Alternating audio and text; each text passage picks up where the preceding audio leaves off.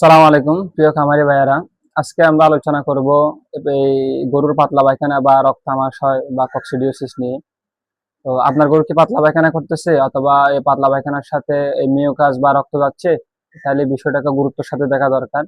কেননা এই পাতলা পায়খানার সাথে যদি মিউকাস বা এই রক্ত যায়, তাহলে এটা এই রক্ত আমাশয় বা কক্সিডিওসিস, যেটা আমাদের এই ডেয়ারি সেক্টরে অথবা এই আমাদের প্রাণী সম্পদ সেক্টরে বড় একটা ফাঁদ অথবা এই খুব ক্ষতিকর একটা রোগ। তো আসলে এটাকে গুরুত্বের সাথে দেখা দরকার। এবং এটা এই কক্সিডিয়া নামক প্রোটোজোয়ার কারণে হয়ে থাকে।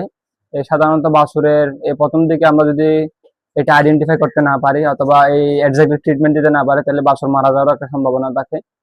তো এক্ষেত্রে প্রাথমিকভাবে এই পাতলা পায়খানার সাথে মিউকাস বা এই রক্ত দেখা যায়, এবং এর পরবর্তীতে তীব্র থেকে তীব্রতর পর্যায়ে যখন যায়, তখন এই বাছুর মারা যাওয়ার একটা সম্ভাবনা থাকে এবং ইন্টেস্টাইন গুলা কষে কষে পড়ে যাওয়ার একটা সম্ভাবনা থাকে।